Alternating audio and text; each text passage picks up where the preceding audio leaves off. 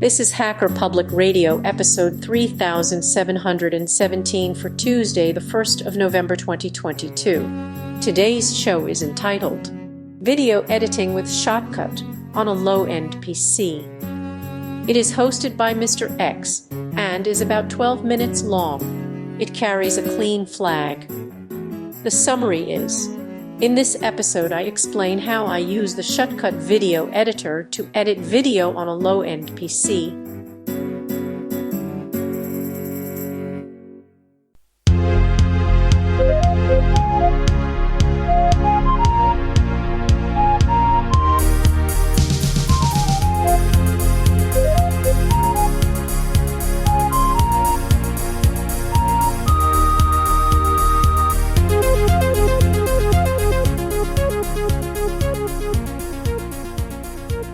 Hello and welcome, Hacker Public Radio audience.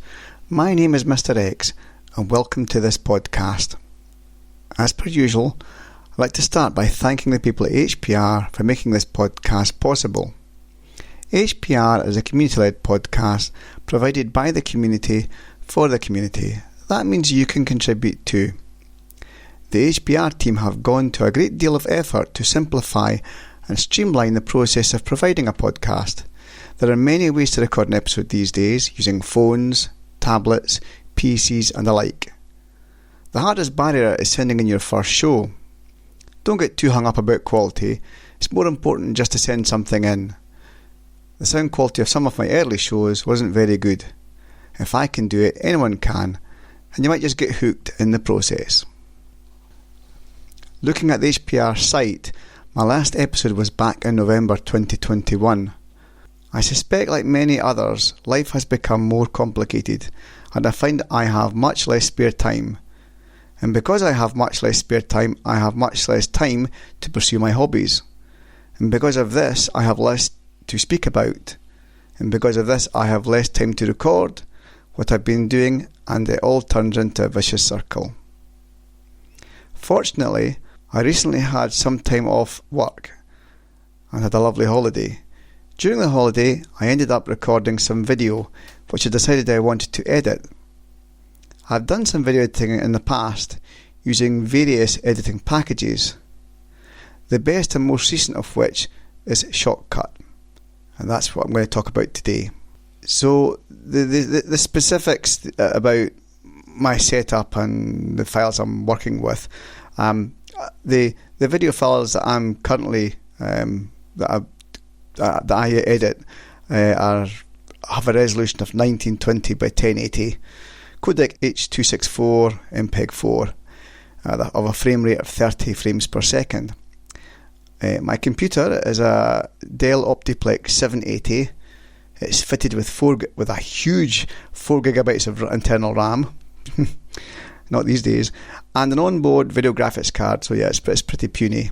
The Shotcut version I ran is Shotcut version 22.06.23. Shotcut is a free open source cross-platform video editor licensed under the GNU General Public License version 3.0. This episode will only cover basic Shotcut video editing techniques. Shotcut contains many advanced features and effects that will not be covered in the episode. A lot of the workflow I'll share with you today is intended to get around the limitations imposed by my low-spec PC. I'll try my best to cover the video editing process in this podcast using words alone. However, I am conscious that an accompanying video would make it easier to follow along with. My Shotcut workflow. So I start by creating a folder to hold all the required media files. Audio tracks and sound effects can be added to this folder later. Make sure all your video files are using the same frame rate, in my case 30 frames per second. Open each video file in VLC one at a time, going through each video file looking for the best portions of video. Make a note of where the best portions of video are by writing down the start and end points in minutes and seconds. I do this because the interface of VLC is more responsive than Shotcut, and the resolution of the displayed video is far greater than the preview window in Shotcut. This makes it quicker and easier to find the best portions of video. Open Shotcut and make sure that the new project is set to the same frames per second as the media files you're working with. In my case, 30 frames per second. You can check the frame rate of your project by looking at the selected video mode in the New Projects window. If you select Automatic, it will ensure the project resolution and frame rate automatically match that of your media files. Start by adding all the video files to the playlist. This can be done in a number of ways. For example, it can be done by clicking on the Open File button in the top toolbar, or within the Open Files menu. Alternatively, you can drag and drop files into the playlist. I find this to be the easiest way to add media files to a project. Once this is done, save your project. Drag the first file from the playlist to the timeline, making sure that the start of the video starts at 0 seconds. Click on the timeline in the position where the first start point of interest is needed. Use the S key to split the video at this point. Don't worry about being too accurate, as this can be moved at a later stage. Repeat this process for the end point of interest. Repeat this again for all the other sections of start and end points of interest. Then remove the unwanted sections of video by clicking on the section, then hitting the delete key. This will remove the unwanted section, leaving an empty space behind. Once all the unwanted sections are removed, click on the sections of video and pull them to the left to close the gaps up. I find it useful to leave some space between the good sections of video, as it makes it easier to see where splits are and makes it easier later on to rearrange the order of the individual clips. Check the start and end points of the remaining sections of video to see that the start and end points stop in the correct place. You can do this by clicking on the play button on the preview window. The video start and end points can be adjusted by dragging the sections left or right in the timeline section. This is where leaving spaces between each section of video can be handy, as it allows for fine tuning. Add a new blank video track to the timeline to hold the next video. Note this wasn't required when adding the first track, but it is needed for each subsequent track. A video track can be added to the timeline by right-clicking on an empty part of the timeline and selecting Add Video Track. Alternatively, use the Ctrl+I key. Drag your second video from the playlist into the newly created blank video track in the timeline. As before, make sure that the start of the video starts at 0 seconds. Before previewing any section of the second video track, click the small eye-shaped hide icon in the left section of the first video track labelled Output.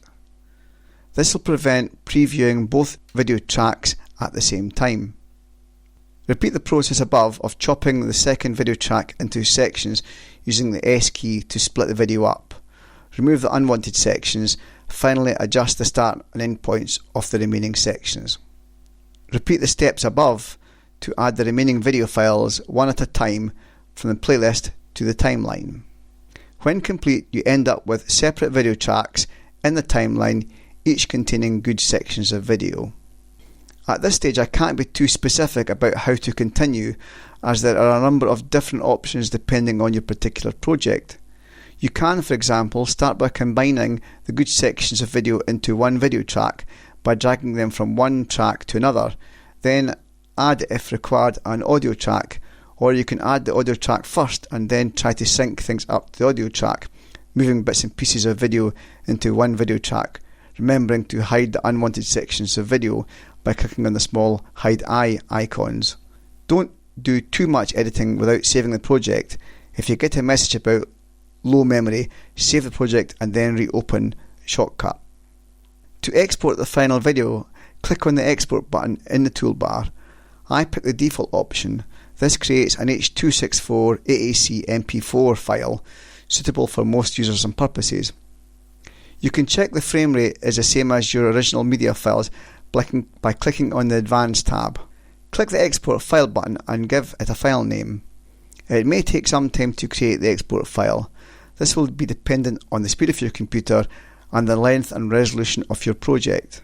While Shotcut is far from perfect on my puny PC, it is surprisingly usable and stable and is the best option I've found so far. Finally, here are some general Shotcut tips I have when doing video editing on a puny PC with limited RAM, slow processor and a built-in graphics card such as mine. General tips. Close all open applications, leaving only Shotcut open. This helps with RAM usage. Shotcut is surprisingly stable with a feeble PC such as mine. I would still recommend saving your project regularly as it is quick and very easy to do. If you get a message about running out of RAM, then try not to do too much more editing before saving the project. Once saved, close Shotcut and then reopen it. The longer your project is and the higher the project resolution, the more RAM you will need. When you're about to export your final video, save the project, close Shotcut, reopen Shotcut and immediately export your project, as any previous editing may be taking up unnecessary precious RAM. Be patient when clicking on the timeline to reposition the playhead. Always wait for the preview window to update. This can sometimes take a few seconds. When trying to sync video to audio, you need to zoom in quite a long way before getting an audio preview. When doing this and moving the playhead, you'll get a choppy version of the audio.